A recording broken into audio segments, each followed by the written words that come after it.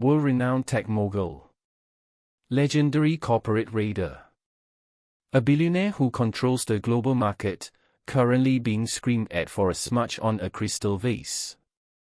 For 4 months, she played the role of a useless maid to expose a toxic empire, until the CEO's wife invited her to a high-stakes party as a punchline, not realizing she'd just invited her own boss.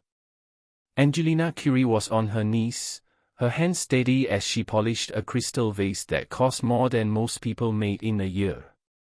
Through the reflection of the glass, she watched Jennifer Hookes, a world-renowned tech mogul.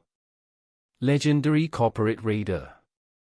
A billionaire who controls the global Oman wrapped in silk and shallow cruelty, sneer at her. Angelina was the world's most private billionaire, a woman whose name made boardrooms tremble, yet here she was, enduring the insults of a woman who thought she was born to serve. When Jennifer laughed and tossed a pity invitation onto the floor, telling Angelina to show up to the Hookes Industries Gala so her wealthy friends could see what a real failure looks like, Angelina didn't flinch. She simply picked up the card. Jennifer wanted a show, Angelina was going to give her a takeover. She already knew exactly which gold-embroidered gown she'd wear to dismantle Jennifer's world. The morning sun filtered through the massive floor-to-ceiling windows of the Hookes penthouse, but the light did nothing to warm the atmosphere. Angelina Curie stood perfectly still in her grey maid's uniform, her eyes lowered to the polished hardwood floor. In her hand, she held a silver tray with a porcelain cup. To the world, she was just Angela, a woman who needed this job to survive. In reality, her personal investment portfolio had grown by $12 million while she was waiting for the kettle to boil. Is this a joke? Jennifer Hookes' voice sliced through the quiet room like a serrated blade. Jennifer sat on her white velvet sofa, wrapped in a silk robe that cost more than a mid-sized sedan. She didn't look at Angelina. She didn't even look at the coffee. She simply stared at her own reflection in a hand mirror, adjusting a diamond earring. "I'm sorry, ma'am," Angelina replied, her voice soft, practiced, and utterly devoid of the authority she used to command boardrooms. "The latte, you idiot," Jennifer snapped, finally turning her gaze to the cup. She reached out, touched the side of the porcelain with a manicured finger, and immediately recalled as if she'd been burned by ice. "It's cold. Or at least, it's not the exact temperature I asked for. I told you, 165 degrees. This feels like 160, maybe less." She picked up the cup and, without a second thought, poured the expensive liquid onto the white tray, letting it splash onto Angelina's shoes. Angelina didn't flinch. She had stood her ground against hostile takeovers and aggressive hedge fund managers. A splash of lukewarm milk was nothing. But the arrogance behind the gesture, the casual way Jennifer treated another human being as a waste bin, was the data point Angelina needed. "Clean it up," Jennifer sighed, leaning back and closing her eyes. "And do it quietly. I have a headache, and the sound of your breathing is making it worse. Honestly, I don't know why my husband insists on hiring people with no basic skills. You're lucky I'm a charitable person, or you'd be on the street by noon." Angelina knelt, pulling a cloth from her pocket. As she wiped the latte from her shoes and the silver tray, she felt a cold, familiar spark in her chest. It wasn't anger, it was the thrill of the hunt. Jennifer Hookes thought she was the one in power because she could command a maid to clean a floor. She had no idea that the woman currently kneeling at her feet was the same woman who held the fate of her husband's entire empire in her hands. The audit was going exactly as planned. The culture of Hookes Industries wasn't just flawed, it was rotten from the top down. Angelina stood up, tucked the soiled cloth away, and bowed her head. "I'll bring a fresh one immediately, Mrs. Hookes," Angelina said. "Don't bother," Jennifer waved a hand dismissively. "Just get out.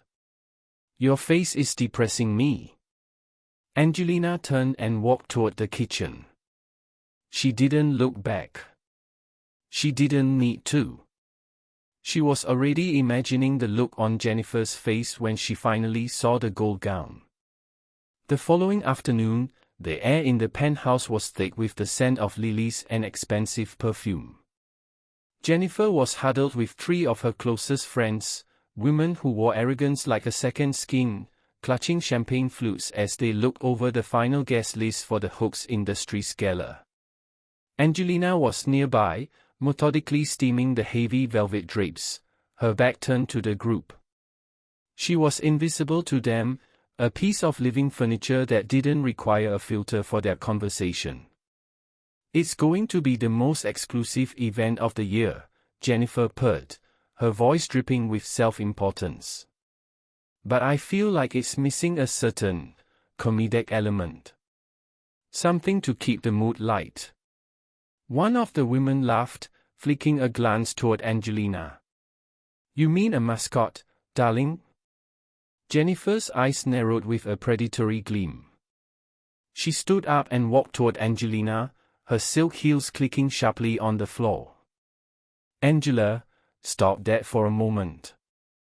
Look at me." Angelina turned slowly, lowering the steamer. She kept her expression blank, her posture slightly slumped to hide the natural grace of a woman used to commanding rooms. "Yes, Mrs. Hookes. I've decided to be remarkably generous," Jennifer said, her smile not reaching her eyes. "I'm inviting you to the gala tomorrow night. Not to work, but as a guest. I want you to experience how the other half lives. It's a charity event, after all, and what is more charitable than bringing along a project?" Behind Jennifer, her friends stifled giggles. They knew exactly what this was, a plan to dress a maid in something cheap and out of place, then parade her around as a charity case for their amusement. It was a trap designed to make Angelina feel small, a way to remind her that no matter how close she stood to wealth, she would never belong to it. "I don't have anything appropriate to wear to such an event, ma'am," Angelina said, playing the role of the overwhelmed servant to perfection. "Oh, don't worry about that," Jennifer waved a hand dismissively.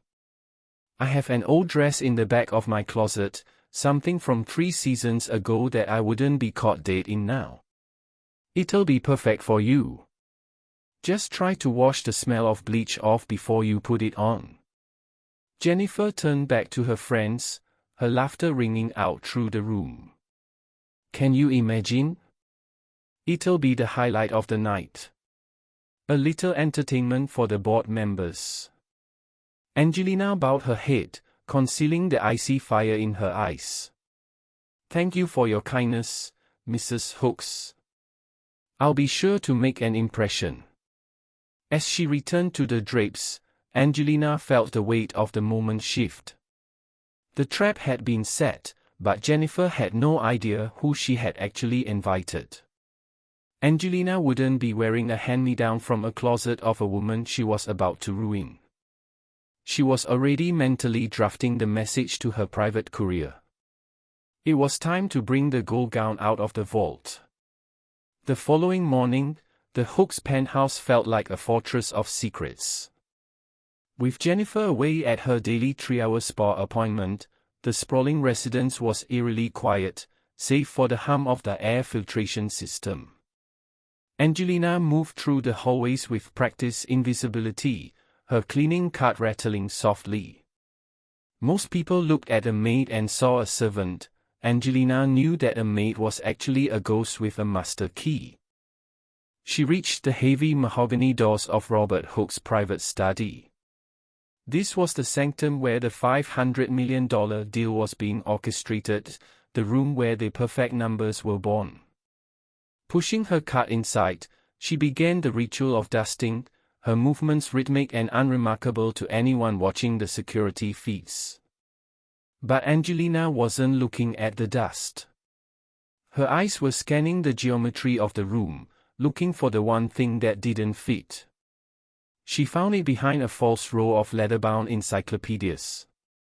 A slight misalignment in the wood paneling, barely a millimeter, caught her eye. With a deftness that came from years of high-stakes navigation, she pressed a hidden release. A small, velvet-lined compartment clicked open, revealing a physical ledger bound in black pebbled leather. In a digital age, a physical ledger was a confession. Angelina opened it, her breath hitching as she scanned the handwritten columns. It wasn't just a record of business expenses, it was a roadmap of rot. There were off-book payments to shell companies, hush money transfers to former employees, and evidence of a massive slush fund used to artificially inflate the very hotel valuations her firm was currently auditing. The perfect growth Marcus had praised in the boardroom was nothing more than an elaborate house of cards built on human misery and financial fraud. As she pulled out a micro-camera disguised as a lint roller to document the pages, the sound of a heavy footfall echoed in the hallway. Angelina froze. The rhythm of the walk wasn't the erratic tap of Jennifer's heels, it was the slow, deliberate stride of a man. She snapped the ledger shut and slid it back into the cavity, the panel clicking into place just as the door handle turned. She was back on her knees, polishing the base of a brass floor lamp, when the door swung open. Robert Hookes stood in the doorway, his tie loosened, looking every bit the stressed titan of industry. He glanced at Angelina, or rather, he glanced through her. To him, she was just part of the furniture. "Don't take all day in here," he muttered, crossing to his desk without a second look. "I have a conference call in 10 minutes. "Of course, sir," Angelina whispered, keeping her head low. She stood up and wheeled her cart out, her heart hammering a steady, cold rhythm against her ribs. She had the evidence. The audit was no longer just about a toxic culture, it was a criminal investigation. As she moved down the hall, she felt the black invitation in her pocket. The gala wasn't just going to be a social humiliation for Jennifer anymore. It was going to be the site of a corporate execution. The garage of the Hookes estate was a cathedral of glass and chrome, housing a collection of supercars that cost more than a small country's GDP. It was the only place Angelina felt she could breathe, hidden among the silent giants of Italian engineering. Leaning against the cold fender of a matte black Lamborghini, she pulled the encrypted satellite phone from the hidden pocket of her apron. "Marcus, I need the forensic team on standby," Angelina said, her voice shifting instantly back to the sharp, decisive tone of a woman who commanded thousands. "I've documented the ledger. The shell companies are tied directly to the hotel valuations. It's not just mismanagement, it's a coordinated fraud. If we proceed with the merger as is, we are inheriting a crime scene." "Copy that, boss," Marcus's voice crackled through the secure line. "The board is asking for an update. How much longer can you stay under?" "Until the gala," Angelina replied, her eyes tracking a stray drop of oil on the floor. "I want the acquisition papers drafted, but include the bad faith termination clause. When I walk out of that party, I'm not just leaving a job. I'm taking their company." A heavy metallic click echoed through the garage. Angelina snapped the phone shut, her heart hammering against her ribs as she spun around. Standing by the heavy security door was Elias, the family's veteran chauffeur. He was a man of few words, his face a roadmap of decades spent watching the wealthy from the front seat of a limousine. He stood there, cap in hand, his eyes fixed on Angelina with a look that wasn't confusion, but realization. I've driven a lot of powerful people in my time, miss, Elias said quietly, his gravelly voice echoing in the vast space. I know the sound of a person who gives orders. And you don't sound like a woman who worries about streaks on a crystal vase. Angelina didn't move. The silence stretched between them, heavy with the weight of the secret. How long have you known? Since the second week, Elias admitted, a small, tired smile touching his lips. You walk with too much purpose. You look at Mr. Hookes not with fear, but with appraisal. Like a predator watching a wounded animal. He stepped closer, the smell of leather and engine grease following him. Don't worry. I've seen what goes on in this house. I've seen how Mrs. Hookes treats the girls who come through that service entrance. Whatever you're planning, I hope it's as devastating as I think it is. Why help me? Angelina asked, her guard still high. Elias looked at the rows of expensive cars, then back at her. Because for the first time in 20 years, I like to see the person in the back seat actually deserve the ride. He gave a sharp, respectful nod and turned back to the Rolls-Royce he was detailing. Angelina took a slow breath, the cold air of the garage filling her lungs. She had an ally in the shadows. The invisible billionaire was no longer working alone. The following night, the service entrance of the Hookes estate was a hive of frantic activity as caterers and florists prepared for the gala. Angelina stood in the shadows of the pantry, her presence so unremarkable that the delivery crews pushed past her without a second glance. She was a ghost in polyester, but her phone vibrated with a rhythmic, urgent pulse. A courier dressed in a nondescript delivery uniform entered the kitchen, carrying a large, unmarked box labeled as emergency linen supplies. He didn't look at the head chef, he walked straight toward the back corridor where Angelina was waiting. As he passed her, he handed over a small, velvet-lined pouch and a heavy garment bag concealed inside a plastic laundry sheath. The measurements were exact, boss, he whispered, his eyes scanning the hallway for security. Marcus had the Milan atelier worked through the night. It's reinforced with the Curie security signature. No one will be able to look away. Thank you, Angelina murmured, sliding the items into the bottom of her cleaning bin and covering them with used towels. She retreated to her cramped staff quarters, a room barely large enough for a cot and a single wardrobe.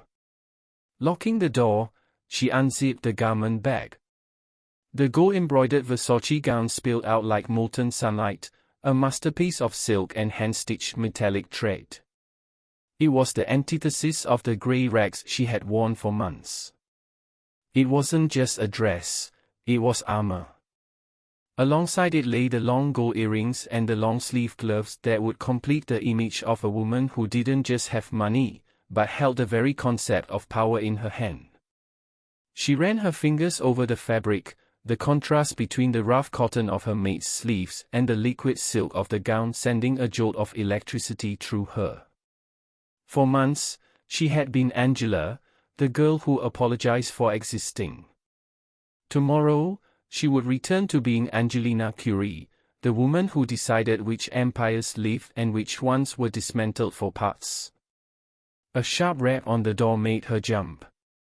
She shoved the gold fabric under her thin mattress just as Jennifer's voice shrilled from the hallway. Angela. Where are you? My dry cleaning hasn't been steamed, and I won't have my evening ruined because you're napping in that hovel. Angelina took a steadying breath, smoothed down her cheap apron, and opened the door. She slumped her shoulders, casting her eyes to the floor in the perfect imitation of a broken servant. I'm so sorry, Mrs. Hookes. I was just preparing for the party, like you asked. Jennifer sneered, looking at Angelina's frizzy hair and stained uniform. Don't get your hopes up. You'll be lucky if the security doesn't throw you out the moment you arrive. Just make sure the steam is set to low. If you ruin my silk, I'll take it out of your last paycheck." As Jennifer swept away, Angelina watched her go, a cold smile tugging at the corners of her mouth. Jennifer was worried about a single silk thread. She had no idea the entire fabric of her life was about to be unraveled. The back service entrance was cold and smelled of damp pavement as Angelina made her way to the employee lockers. There, she found Sarah, a girl no older than 19, sitting on a plastic crate with her head in her hands. A cardboard box sat at her feet, filled with a few meager belongings and a stained apron. The girl was shaking, the silent sobs wrecking her thin shoulders. "Sarah, what happened?" Angelina asked, her voice losing its subservient edge and gaining the quiet authority of a woman used to solving problems. Sarah looked up, her eyes red and swollen. "Mrs. Hookes, she said I didn't bath the silver in the gas wing correctly. She told me I was infecting her home with my incompetence." The girl swallowed hard, a fresh wave of tears spilling over. "She fired me on the spot, Angelina. And when I asked for my 3 weeks of back pay, she laughed. She said the cost of the damage I did to her reputation exceeded my wages. I have nothing. I can't even pay my bus fare home, let alone my rent." Angelina's jaw tightened. She had seen ruthless business tactics in the boardroom, but this was a different kind of evil, a casual, predatory cruelty that targeted those who couldn't fight back. She reached into the hidden pocket of her gray uniform and pulled out a roll of cash she kept for emergencies. It was more than Sarah would have earned in 6 months at the estate. She pressed the money into the girl's trembling hand. "Take this. Don't argue, and don't tell anyone where it came from." Sarah gasped, looking at the bills. I can't take this. Why would you do this for me? You're just a maid, too. You need this." Angelina knelt beside her, placing a firm, steady hand on the girl's shoulder. In that moment, the invisible billionaire peeked through the mask. Her eyes were like cold flint, burning with a promise of retribution. "I'm more than I look like, Sarah. And so are you. Dignity isn't something Jennifer Hookes can take away, because she doesn't know what it is." "But what am I going to do?" Sarah whispered. "Go home. Rest," Angelina said, her voice dropping to a low, certain hum. "Keep your phone close. Things are going to change in this house very soon. The people who think they are giants are about to find out how quickly they can fall." As Sarah walked away, looking back in bewilderment, Angelina stood up and straightened her cheap polyester collar. The audit was over. She didn't need any more data. She had seen the ledgers, she had seen the fraud, and now she had seen the heart of the woman she was about to destroy. The gala wasn't just a business meeting anymore, it was a rescue mission. Angelina turned back toward the main house, her footsteps silent but heavy with the weight of an empire ready to strike. The following morning, the atmosphere in the Hookes residence had shifted from shallow arrogance to a thick, palpable dread. Angelina was in the hallway outside Robert Hookes' private office, methodically vacuuming the heavy Persian rugs. The drone of the machine provided the perfect acoustic camouflage, allowing her to lean closer to the door than any servant should ever dare. Inside, the clink of ice against a crystal glass was followed by the heavy thud of a fist hitting a desk. Robert wasn't the composed titan of industry he appeared to be in the press releases. He sounded like a man drowning in his own greed. "I'm telling you, Marcus is being cagey on the phone," Robert hissed into his receiver, his voice tight with anxiety. The audit from Curie Global isn't just a formality anymore. They're digging into the offshore holdings. They're asking questions about the hotel valuations that even my CFO can't answer. Angelina moved the vacuum nozzle back and forth, her eyes sharp and focused. Through the door, she heard the frantic pacing of a man who knew his house of cards was trembling. And it's not just the numbers, Robert continued, his voice dropping to a panic whisper. The woman herself, Angelina Curie. No one has seen her in months. The rumors in the city are that she's personally vetting this merger. She's like a shadow, a ghost that dismantles companies from the inside out. If she finds out about the secondary ledger, we aren't just looking at a failed merger. We're looking at federal prison. Angelina switched off the vacuum, the sudden silence in the hallway making her heart skip a beat. She stood still, her hand resting on the cool brass handle of her cleaning cart. She could practically smell the fear radiating from the room. Robert Hookes was terrified of a woman he believed was miles away, protected by steel and glass in a skyscraper downtown. He had no idea that the shadow he feared was currently standing 10 feet away, wearing a $5 hair tie and a gray polyester uniform. I have to keep Jennifer under control at the gala tonight, Robert groaned. If she makes one scene, if she lets slip how we've been subsidizing our lifestyle with the development funds, Curie will smell it. That woman is a predator. She doesn't just take your company, she takes your soul. Angelina felt a cold, clinical satisfaction settle in her chest. Robert was right to be afraid. He had spent his life looking up at the summit, watching for the arrival of a queen, never realizing that the real danger was already inside his gates, scrubbing his floors and listening to his confessions. She turned the vacuum back on, the loud hum masking her departure as she moved toward the service elevator. The pieces were all in place. Robert was terrified of the boss he had never met, and Jennifer was prepared to humiliate the maid she thought she knew. Tonight, at the gala, both of them would finally meet the woman who would end their reign. The sun dipped below the horizon, casting the Hookes estate into a world of long, predatory shadows. While the rest of the household buzzed with the frantic energy of pre-gala preparations, Angelina retreated to her small, windowless staff room. It was time for the invisible billionaire to reappear. She stripped off the gray polyester uniform, the fabric that had been her second skin for 4 long months. She dropped it into the trash bin without a second glance. It was a skin she had outgrown. From beneath the thin mattress, she pulled the hidden garment bag. As she unzipped it, the gold-embroidered Versace gown spilled out, catching the dim light of the single overhead bulb and transforming the dingy room into a temple of gold. She stepped into the silk masterpiece, the fabric cool and heavy against her skin. It fit her perfectly, every stitch a testament to the power she had spent months suppressing.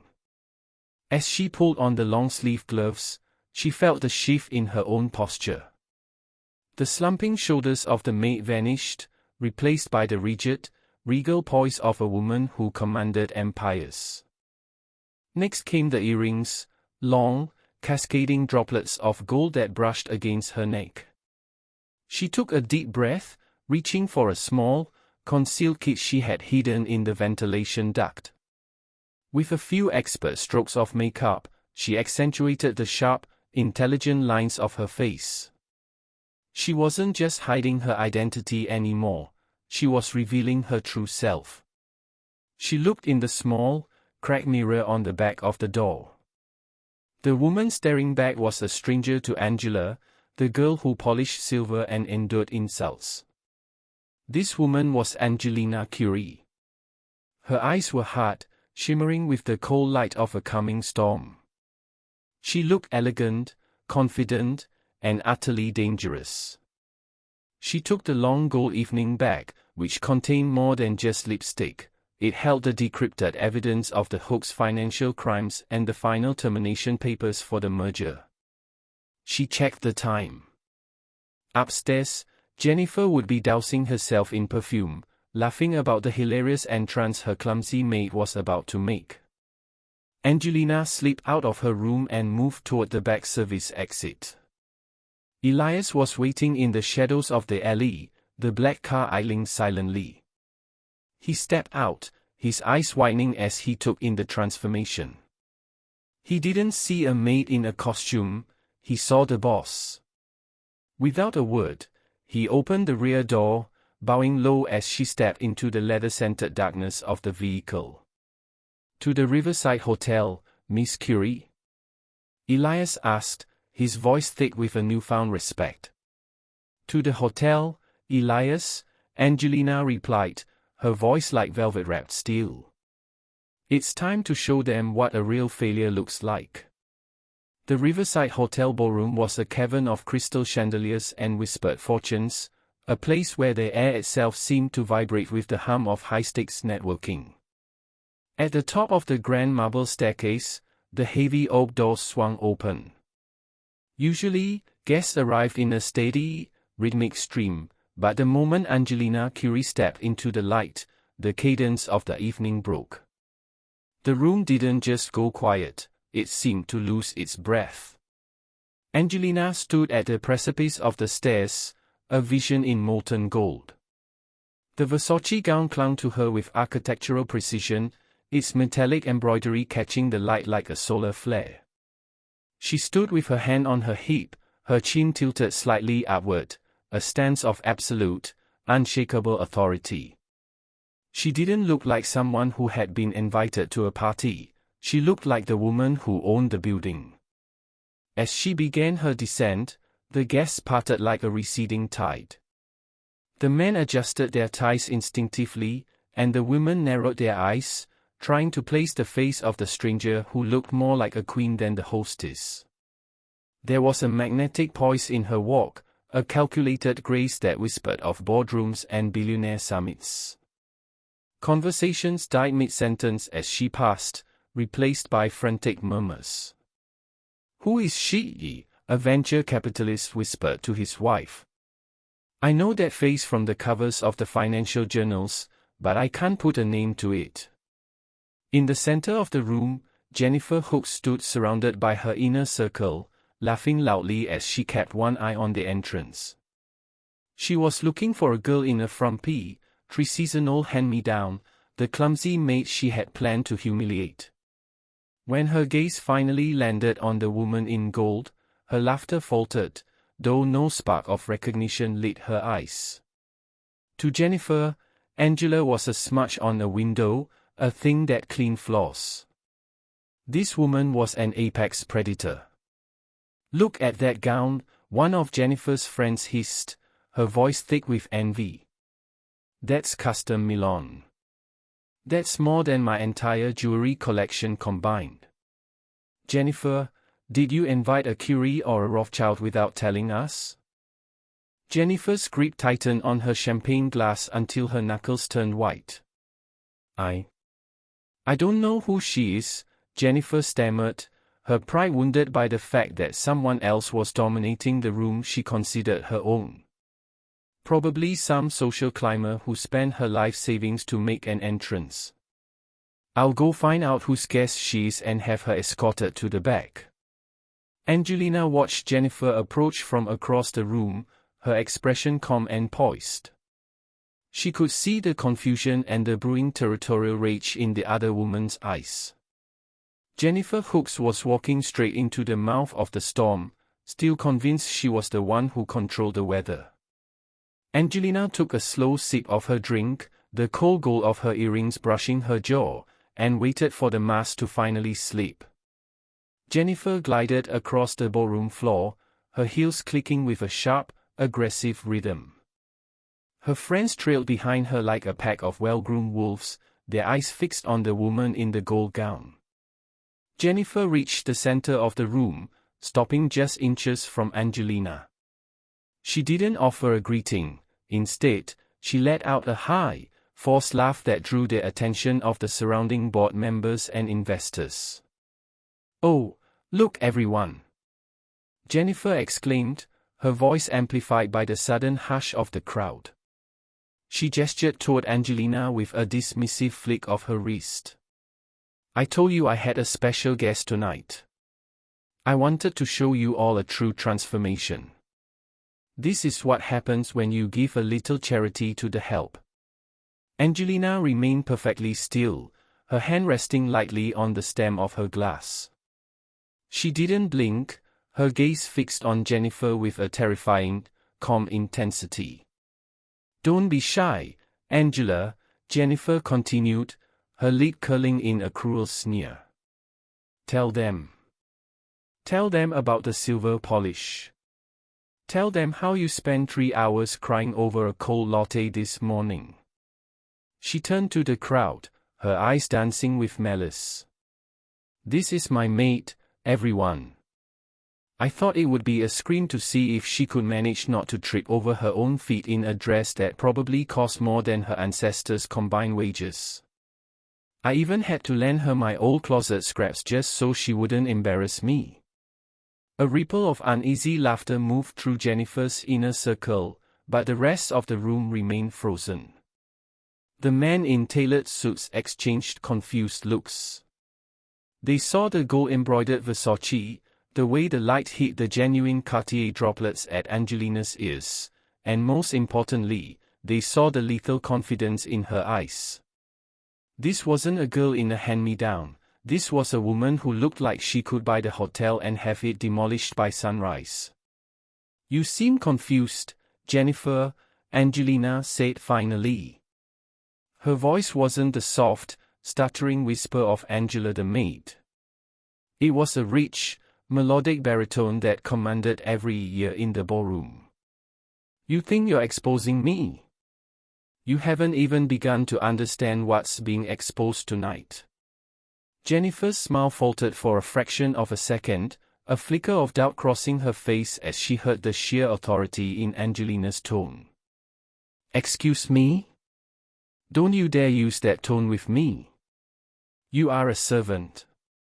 You are here for our amusement." "I'm here to conduct an audit," Angelina replied, her voice dropping to a cold, clinical hum.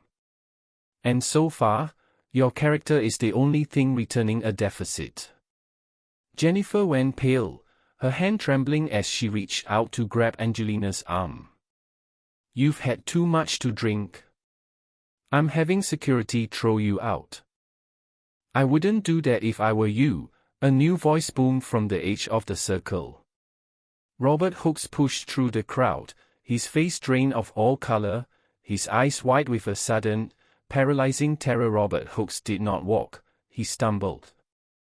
The confident, iron-jawed CEO who had spent the evening shaking hands and promising returns was gone, replaced by a man who looked like he had seen a ghost in broad daylight. His face was a mask of ashen shock, and the glass in his hand rattled so violently against his wedding ring that the sound cut through the silence of the room. Jennifer, oblivious to the tectonic shift in her husband's composure, grabbed his arm. "Robert, thank goodness you're here. Can you believe the nerve of this girl? I invited Angela to show her some hospitality, and she's standing here in some stolen costume, speaking to me with the most appalling disrespect. Tell her she's fired and have security drag her out before she ruins the reputation of this family any further." Robert didn't look at his wife. He didn't even seem to hear her. His eyes were locked on Angelina's, and for the first time in 4 months, Angelina allowed the full weight of her presence to bear down on him. She didn't move a muscle, but the atmosphere around her felt like it had been pressurized. "Robert," Jennifer prompted, her voice rising in a sharp, confused pitch. "Robert, do something." "Jennifer, shut up," Robert whispered, his voice cracking. He took a staggering step forward and did something that made every jaw in the ballroom drop. He bowed. It wasn't a polite nod, It was a deep, submissive inclination of his head, the kind of bow a servant gives a king. Miss Curie, he choked out, his voice barely audible over the collective gasp of the crowd. I had no idea. We were told you were in Milan. We were told you were unavailable for meetings. Angelina took a measured sip of her champagne, her gaze cool and predatory. I was unavailable for meetings, Robert. I was busy performing a different kind of due diligence. I find that I learn much more about a company's health by scrubbing its floors than by reading its doctored spreadsheets. Jennifer's hand fell from her husband's arm. Her face went from a flush of anger to a deathly, translucent white. Miss Curie, she stammered, her eyes darting between her husband's terrified face and the woman she had spent months humiliating. Robert, what are you saying? This is the maid. This is the girl who couldn't even get the silver right. Robert turned to his wife, his eyes wide with a frantic, desperate rage. You fool! This is Angelina Curie. The woman who owns our debt. The woman who was supposed to sign the merger papers tomorrow. He turned back to Angelina, his voice a pathetic plea. Miss Curie, please. My wife, she didn't know. She's high-strung. We can fix this. Whatever you need, we can fix it. You're right about one thing, Robert, Angelina said, her voice like ice-cold silk. She didn't know. But you did. You knew exactly what kind of culture you were fostering in this house and in your firm. And unfortunately for you, I've seen enough. As he finally saw the woman in gold up close. The silence in the ballroom was so heavy it felt physical, a vacuum that sucked the air out of the lungs of every socialite and executive present. Robert Hookes remained bent at the waist, his posture a trembling question mark of desperation. Jennifer stood frozen, her mouth slightly agape, her eyes darting frantically to the gold-embroidered sleeves she had once mocked as costume jewelry. Robert, stand up, Angelina commanded. It wasn't a request, it was an order issued from the height of a global empire. As Robert straightened, his eyes were wet with the panic of a man watching his life's work disintegrate. Jennifer finally found her voice, though it was now a shrill, broken thing. Angelina Curie. The legendary tech mogul? No. No, that's impossible. You're Angela. You're the girl from the agency. I saw your references. I saw your background check. You saw what I wanted you to see, Jennifer, Angelina said, her voice cutting through the room like a diamond through glass. Your background check showed a woman with no power and no voice. You treated me like furniture because you believed there were no consequences for cruelty. But in the world of Curie Global, there is always an audit. Angelina turned her gaze to the board members who were now staring at their shoes. For 4 months, I lived in your guest quarters. I cleaned your messes. I listened to your husband panic about his secondary ledger while I dusted his mahogany desk. And most importantly, I watched how you treated those who couldn't fight back. It was a test. Jennifer whispered, the realization hitting her with the force of a physical blow. The cold coffee, the silver, it was all a test. It wasn't a test, Jennifer. It was a revelation, Angelina corrected. She stepped closer, the gold of her gown shimmering with a lethal, metallic light. You wanted to show your friends a real failure tonight. Look around. You've succeeded. Robert reached out a shaking hand, his voice a frantic rasp. Miss Curie, the merger, the 500 million. We can change the board. We can issue a public apology. Please, don't let a few domestic misunderstandings ruin this deal.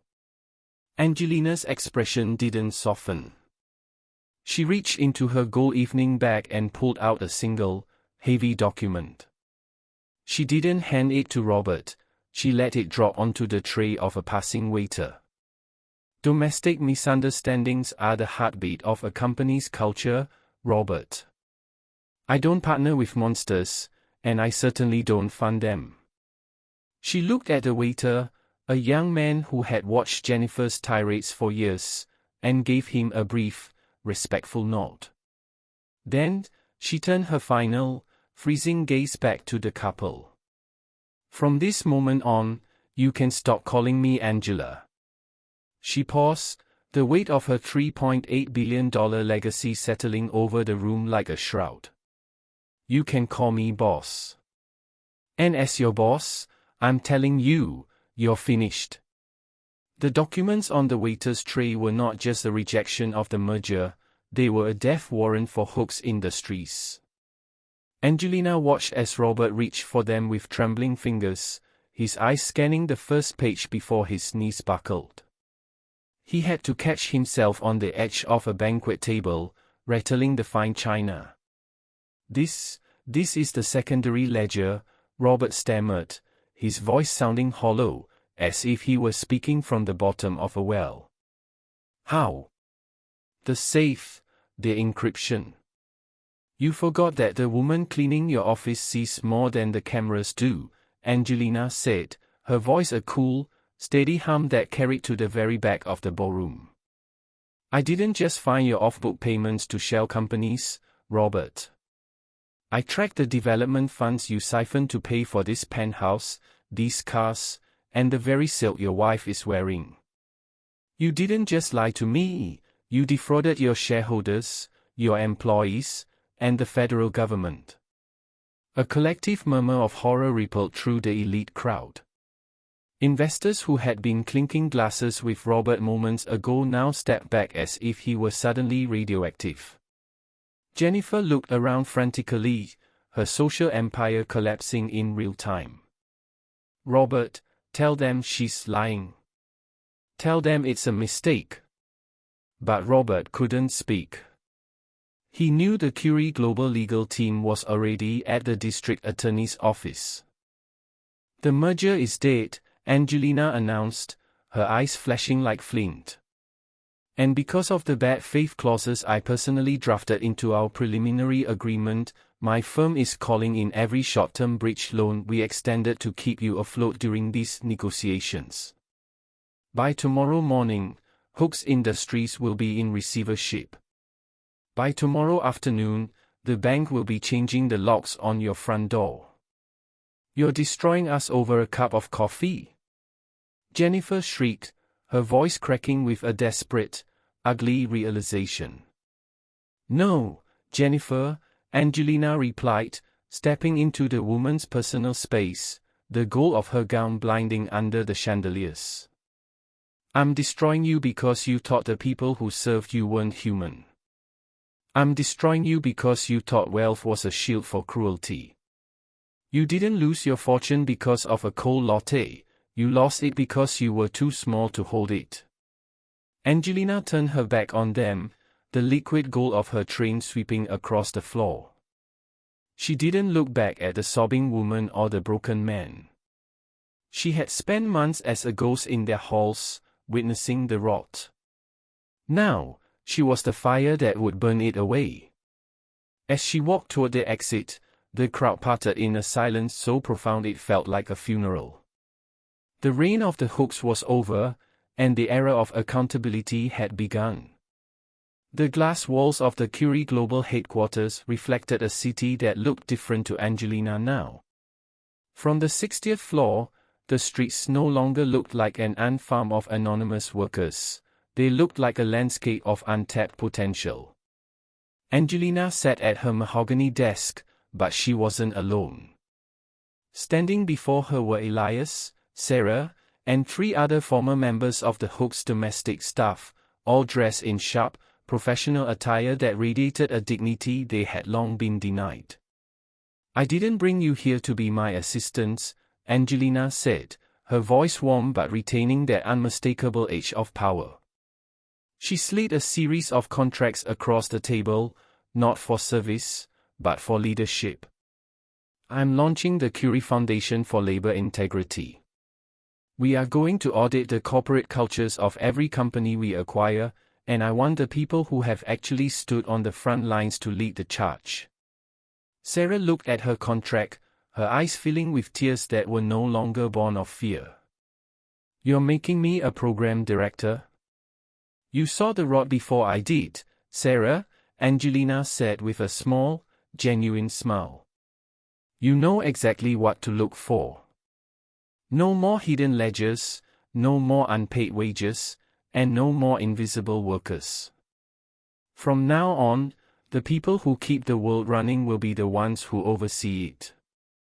Elias adjusted his tie, his weathered face glowing with a quiet, fierce pride. "And the Hookes, Miss Curie? I heard the news this morning." Angelina glanced at the television monitor on the far wall. The ticker-tape scroll with the breaking news of Hookes Industries filing for bankruptcy and the impending arrest of its executive board. Jennifer Hookes had been photographed leaving her penthouse with only a single suitcase, her friends nowhere to be found. "They are a footnote now," Angelina replied, turning her chair back toward the window. "They spend their lives building a monument to themselves out of sand. We are building something that will actually last." She looked at her team, her new board of directors, and felt a sense of fulfillment that $3.8 billion had never been able to buy. She had gone undercover to save a deal, but she had come back with a mission.